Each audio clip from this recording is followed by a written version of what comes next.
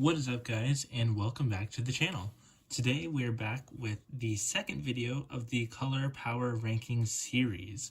Today, as you were probably able to tell with the last video, we are going through how good green is right now, what are my thoughts, and just kind of going over some cards and looking at some stats. Today, though, we do not have the vegetable segment returning. There have been no kind of important enough updates that have come out between the last video and the filming of this video. So no greens, and you can just get into the steak and potatoes of the rest of the video. Once again, though, how this works is each green card this time will be given a rank A through F. Each card will be awarded a score based on its rank of 1, 2, 3, 4, or 5. That, notwithstanding any kind of specifications of like a D plus or a C minus. I haven't specified. If I have thoughts that a card falls into a bit more of leaning towards one side, I'll take note of it and I'll say so during a review. And every card's score will be added and then divided by the number of cards so as to kind of average it out all across the color of green. But first off, to kind of get a lens on how we're looking at the green cards, we gotta look at green's color identity. And green is align, gather, and execute. Green wants its gig identities to be matching values or maybe sides of dice. So essentially, that's pretty much the game plan. Red wants the biggest. Green wants you to have 2 big dice with a set of 2, 2 with a set of 4, 2 with a set of 6, and so forth. Green interacts with rival threats by spending them, then attacking or directly defeating them. And green's street cred identity wants you to have it at an even or odd total, also kind of going along with the matching values of its gig identity. But looking at the first green card, as with red, we're starting with the legends, and we have Goro Takamura, Hands Unclean. He's a 5 Eddie Go Solo legend, 7 power, and he also has blocker. What I will say about blocker on him is probably not the biggest distinction, but you can still attack with Goro, because of the other cards like Corporate Surveillance or the Secondhand Bombus, they also have a line of text above blocker specifying that they cannot attack. So, little hiccup, but if it's one you had, then that's how that gets resolved. My notes on Goro is he is a very strong blocker, the strongest you can have in the game so far at the 7 power. The other Goro at most will give a blocker up to 5 power, or give a card up to 5 power and blocker. You can reliably expect to be able to play him every game, mainly because obviously he's going to be in your legend zone. You're going to have access to that any game you want. But of course, whether it's kind of optimal to go searching for him in the zone or not will vary game to game. And what you see is what you get, obviously. There's no real kind of ability shenanigans, none of that. It's just a 7 power go solo legend with blocker. However, for this card, I have given him the rank of D. He is a decent body with blocker, but at least in my opinion, you should want more from legends. I will say he is trending more towards the D+, if only because of how strong of a blocker he is. But to me, legend is not just a unit that you should want. I think that can definitely be strong, and it definitely has its place, but at least in my opinion, more often than not, you're going to want something or a legend that you can flip, and that is kind of just it for the investment, because this is a bit of a double where, if you really think about it, he is a 7 cost legend, 2 to flip, obviously 5 to play, for 7 for 7 power. He is go solo, and you're basically paying 7 for a 7 power blocker, and it just does not, the math doesn't math to me for that.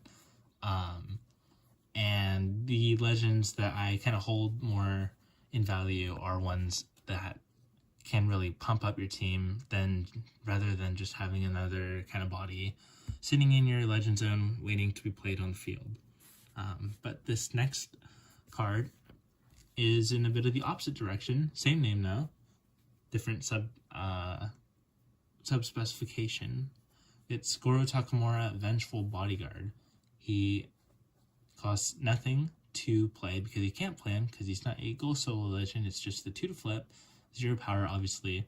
But on call, you ready this legend, and his ability is when a rival unit attacks, you can spend him or tap him. And if you have a pair of same-sided gigs, which is what you want for green, that is green's gig identity, you give a friendly unit with cost 4 or less +1 power and blocker until end of turn. He covers half his cost to be flipped, because if you spend him along with another legend and you flip him, you ready him. So you still have the ability to spend him for an Eddie, since he'll be in your legend zone. So if you think about it, he only costs 1 to flip. He requires the same-sided gigs to be of any use with his ability though. So that's definitely a bit of a big limitation for you. If you can't get that set up or going, then you are basically paying 1 Eddie or even 2 for straight up nothing, which you obviously don't really want to be doing. But the biggest part about this card and his ability, at least in my opinion, is that he will continuously make blockers every single combat that your opponent has, or at least he'll have the chance to continuously make blockers every single combat your opponent has. And I'd say that is a pretty big and important ability, and that's why I've given him a B. He needs general green setup of gig dice manipulation to get them to even, or just to get same-sided gig pairs, which I'm now realizing is, well, I think I just kind of misread it, to be honest. This would be more in line if it required 2 gigs that had the same gig identity on them. But green is more about kind of same, so still falls under that general umbrella. But his ability is definitely well worth it. And his ability will actually help you be able to keep running his ability, or be able to keep his ability active, because the less attackers your opponent can get through, the less amount of gig dice they can steal. And if you're specifically targeting same-sided gigs, then I mean, you should have at least a decent amount. So, and then after your combat, you generally should probably be able to get his ability online, in my opinion. But sometimes you won't be able to, and your opponent will just have a very small cost go wide board, and that kind of counters him. So he does have his pitfalls, but I think he's strong enough that he warrants a grade of a B. Moving on to the next card, it is Pan Am Palmer, Nomad Cavalry. Just like Goro, the card before, she also readies when flipped. Just the 2 to flip, can't go solo, and her ability is when a friendly unit attacks, you can spend or tap her, and you choose a gear from this legend and equip it to that unit, and if you do, you ready that unit. And I don't know if you are aware or not, but you can attach gear after you flipped a legend in your legend zone, whether you can go solo them or not. You can just straight up attach gear to them. At least in my, to my knowledge, that gear can get blown up by V's pistol, well, although I could be wrong about that. But in general, it is a pretty safe way to bank your gear, and there is pretty much only one way to destroy gear that's equipped to a legend, so attaching gear to her isn't necessarily the biggest risk that you're going to run. But my other notes on this card is that her ability actually lets you attack twice with the creature per combat, because you're just in the combat phase, right? You attack with the creature, then you can tap her to put the gear on it, it readies, and then you are able to attack again with that creature because you're still in the combat phase. I got that information over the Discord and from a Weirdco representative, so that is coming straight from the horse's mouth, that her ability does allow you to attack with a unit twice per combat, as long as you can obviously use her ability to put a gear on it and ready it. And it's the gear buff, so let's say you're putting a Gorilla Arms on an Armored Minotaur or something, right? That gear buff applies to the first attack. So let's say that Minotaur gets through, right? That the Gorilla Arms ability will trigger, so you could have the possibility of stealing 4 Geek Dice because that gets in, and then you could swing with Armored Minotaur again. And generally, if you're able to just kind of pump up any unit like that, because it's not a specific unit, no specifications on the ability, just whenever a friendly unit attacks, you choose a gear from this legend and equip it to that unit. So let's say you have a bit of a go wide board, right? One of them is bound to get through, and you can tap or spend her to equip the gear to the one that will get through. Generally, pretty strong in my opinion. And obviously, as I was kind of just going over, the double attack is double triggers. And to me, this is one of the strongest cards in the game. Definitely among the strongest legends in the game, top 3 easily. And that's why it gets a grade of an A for me. She is a great gear bank that scales with creature and gear power, and it only costs 1.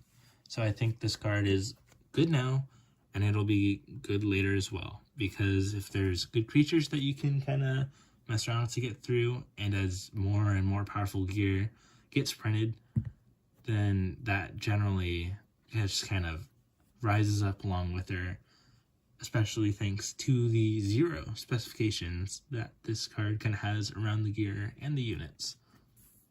But moving on to the next green legend, we have Saburo Arasaka, Stubborn Patriarch. He cannot go solo, so he's just the 2 to flip, and his ability is your Arasaka units have +1 power when attacking, and that is it. So my notes on this card is that it definitely gets better with go-ahead strategies, because if the more you can get this buff to apply to a unit, the more powerful that Saburo's ability and effect is going to become. And this is a legend that you're going to want to flip very early to maximize as much value as you can with him. So if you're running a Saburo, more likely a turn 1 play for you, whether you're going first or not, is probably going to be to kind of flip him, or at least attempt to flip him. And the +1 buff is relatively small, at least in my opinion, from what I've seen so far.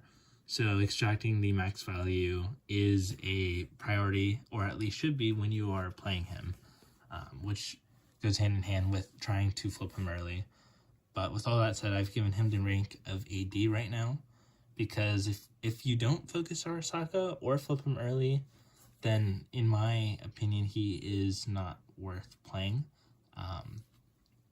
He has his niches, obviously. If you're going for like a Arasaka typal or tribal, then obviously he's going to be very good in that. But generally, across the board, I would say that there are definitely other legends that can fit into a lot of other kind of specifications or different types of decks in general. And that is why I have him at a D. Not just necessarily because he's bad on his face, but because he only really works in a certain type of deck under certain types of conditions. But moving on from legends to units now, we have Corpo Security as the first one.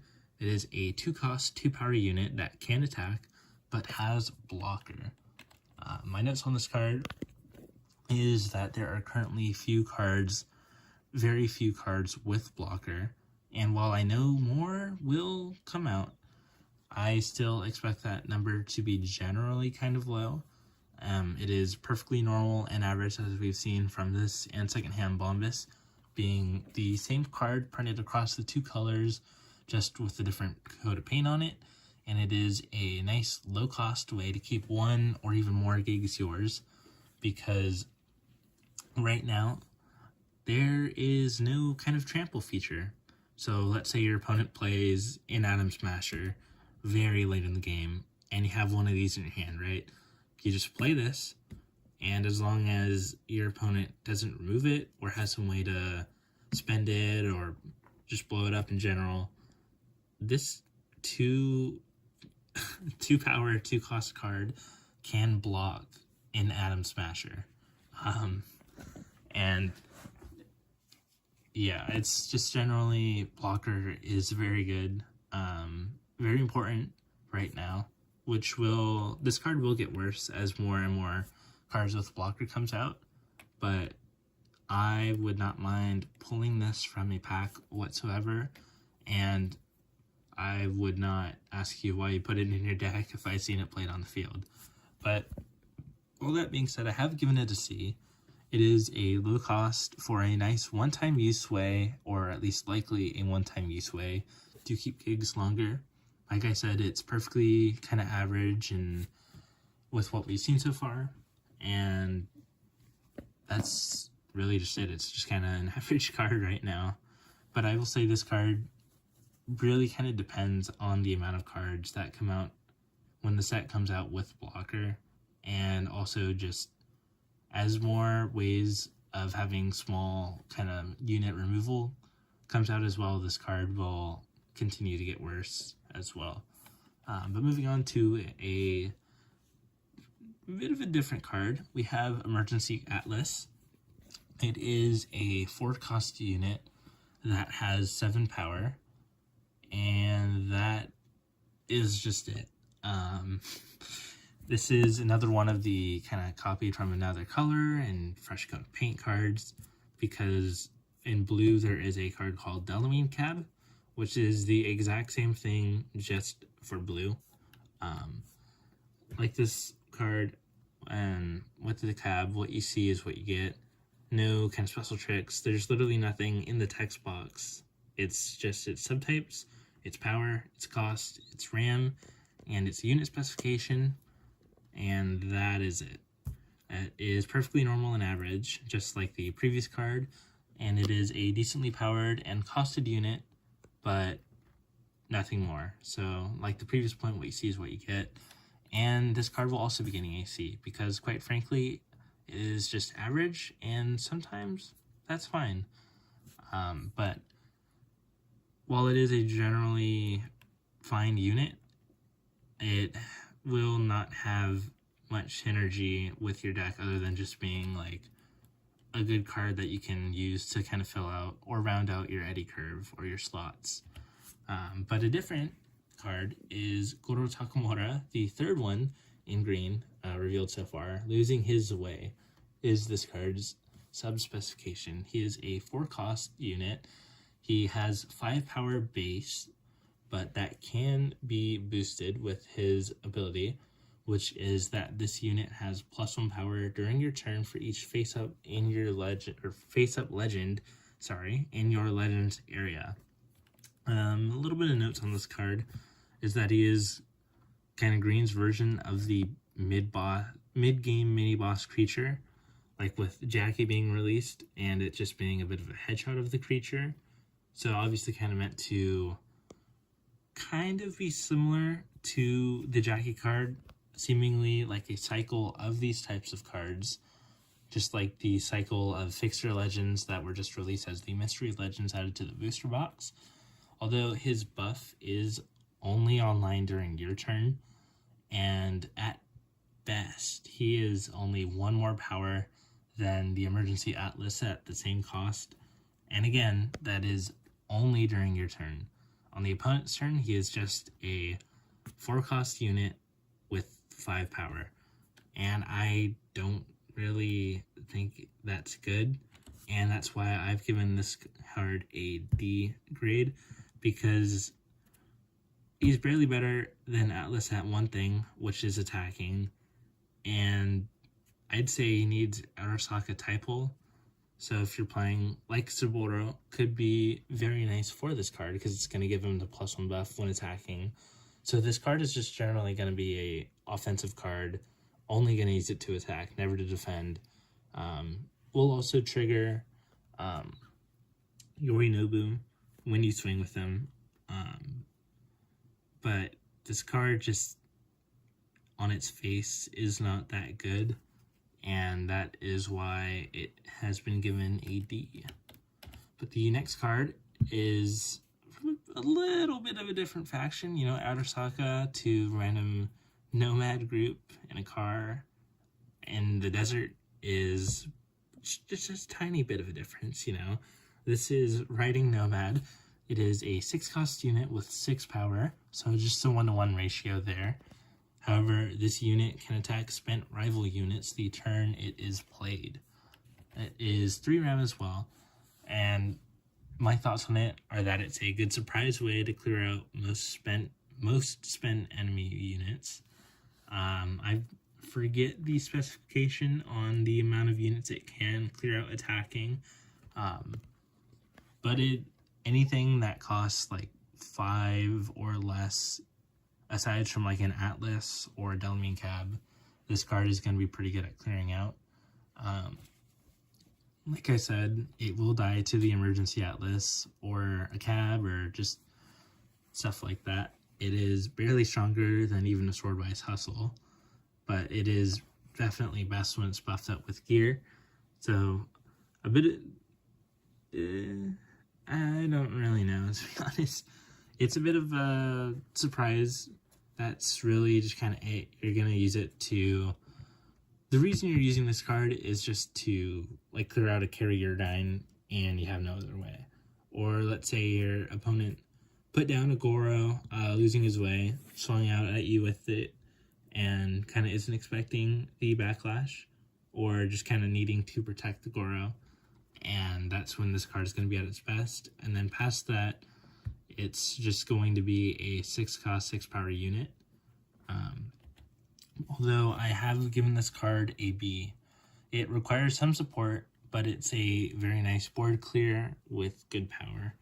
I will say this is more trending towards the kind of B-, C+ side of things, but there's not really that many ways you can surprise your opponent with a card like this, and I think the uniqueness of that ability definitely gives it just that little bit amount of brownie points to knock it up from the C+ to the B- in my eyes. But one of the newly revealed cards with the blogs that just recently came out about the colors and kind of their identity and all that is Sendayu Oda, Hanako's Guardian. He is a 7-cost unit for 8 power. He is the only 7-cost unit out currently, or 7-cost unit that's been revealed currently.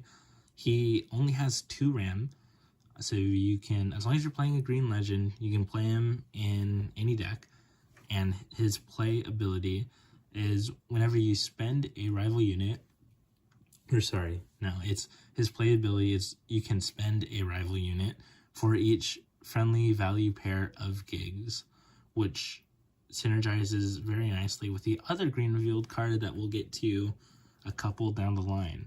And Oda also has the ability of being able to attack rival units the turn it is played. It is only one of 3 cards that currently has or gives this ability, the other being the Riding Nomad that we went over, and the other being the Sandevasan that we will be going over later.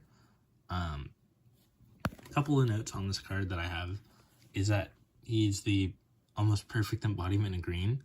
He wants the same for your value pair of gigs like green does. It has green's at least kind of signature ability seemingly so far, where it gives it a bit of like a pseudo haste or a half haste, where it can attack rival units the turn it is played, and it also spends rival units, which is one of the ways that green deals with them.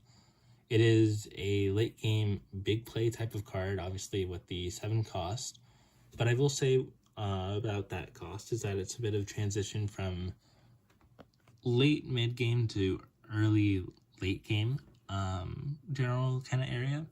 You'll be able to play him at earliest on turn 4, and he's good power with a spell plus ability attached, and I think, at least personally, that he can win you the game, because if you've been setting up with the value pair of gigs, you can tap 1, 2, 3, even 4 enemy units, and probably at most 3.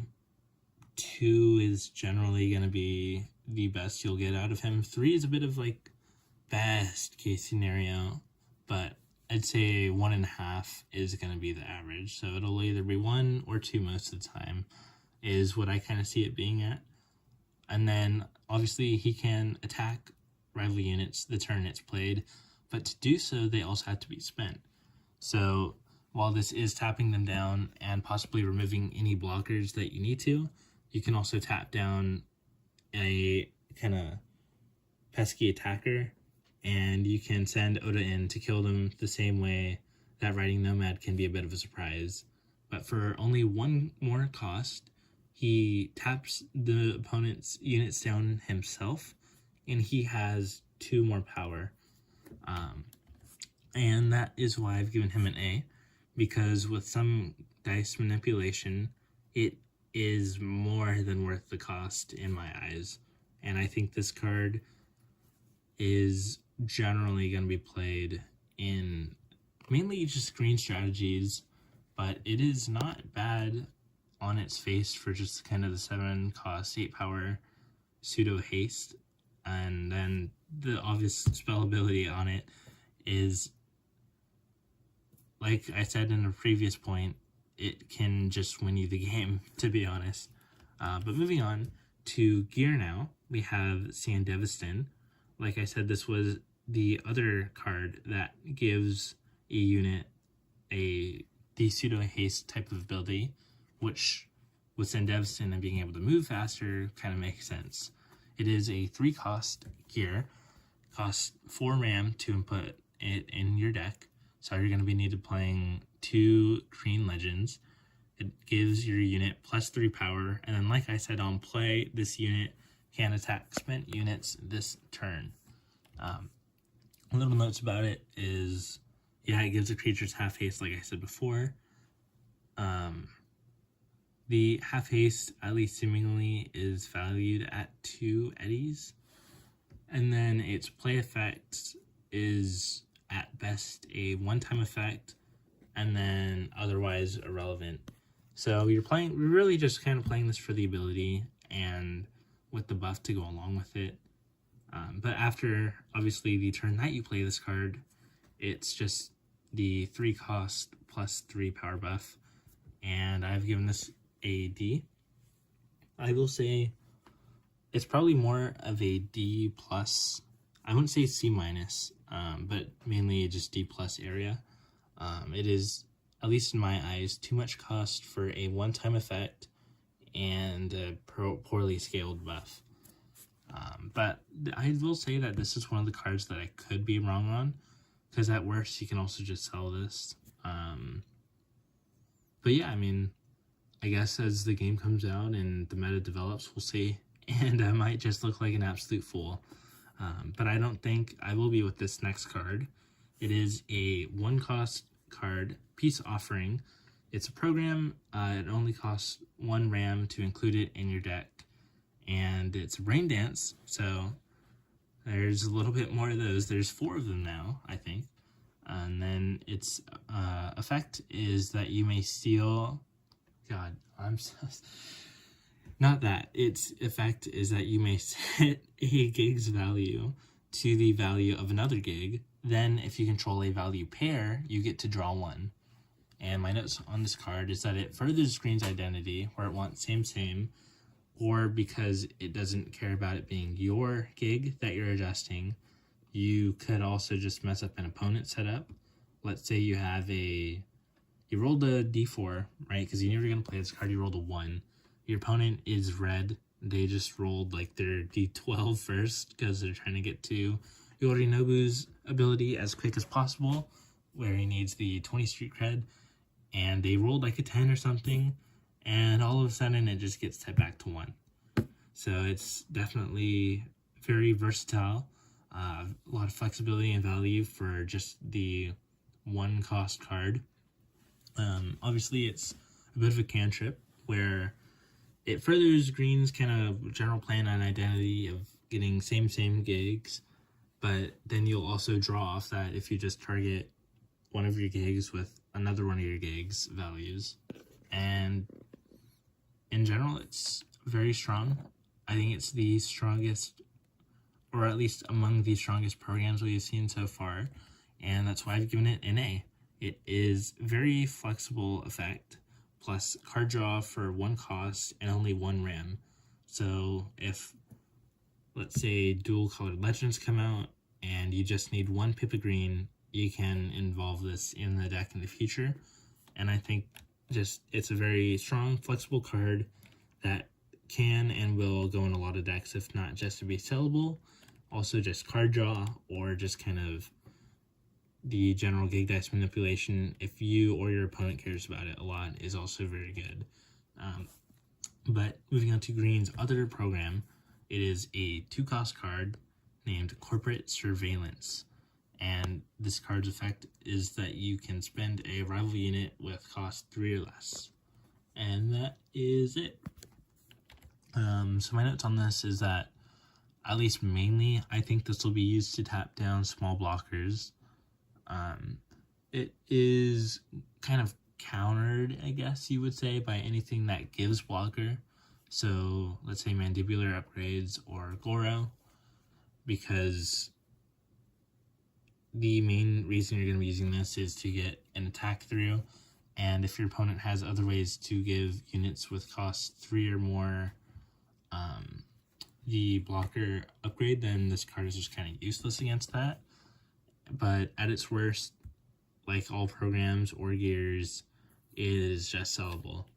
But I have given this card a grade of a C, because mainly it's just going to be used to tap small 2-cost blockers or 3-cost blockers if that cycle comes out too, or it'll just be sold. And there's nothing really kind of standing out to me about it positively or negatively, and that is why I have it at the grade of a C. But that is the end of the cards, so it's time to read more into the stats. To start off, we have the type-specific rankings. For the general average grade of the legends, they have earned a 3.25 average grade. For the units, they have earned a 3.40 average grade. For the gear, it has earned a 2.0 average grade, with the asterisk on it because there is only 1 piece of green gear revealed so far, being the Sandavestin, and that is generally not going to be very representative of green's gear power or at least in the future, rather. And then for the last category, the programs, they have earned the average grade of a 4.00, with also the asterisk because there were only 2 green programs that we reviewed in this video. But overall, added together and divided by the amount of 12, because that's how many green cards there are currently revealed and that we went over, green has earned a 3.333 average. And when we go to the color rankings and the leaderboards, judging off of said averages, red falls to 2nd, which means that green takes the number 1 spot right now. I will say green, personally, at least, has intrigued me more than red, and has, while I did make the Maelstrom Madness deck, which is a video that you can go watch that I put out previously, I have a bit more ideas about like a green deck more focused around Oda and the peace offering card. And at least just personally, it seems like a strategy that I'd more want to play. But that is purely just personal preference, as this whole video is, as this whole series is. So take this whole thing with a decently sized pinch of salt. But that is it for this video. I would like to thank you for watching till the end. I would ask that you, maybe if you like this video, leave a like, maybe even comment or subscribe. I am running a poll currently on my YouTube community post. It's a couple back, but it's not too far back whatsoever, where I ask you if you would like there to be a second main phase added after the combat phase, or whether you would rather not. And I'm looking for as much feedback as I can get on that. I think it has 1 vote currently. I could be wrong on that. So it'll mainly just be my opinion, which seems to be the case. But yeah, I'd love to hear anything that you have, thoughts about it, just in general. Whether you think it's a stupid question, I don't care. Let me know. But that's really it. I hope you have a lovely rest of your day. Once again, thank you for watching to the end, and I will hopefully see you next time. Peace out, Chooms.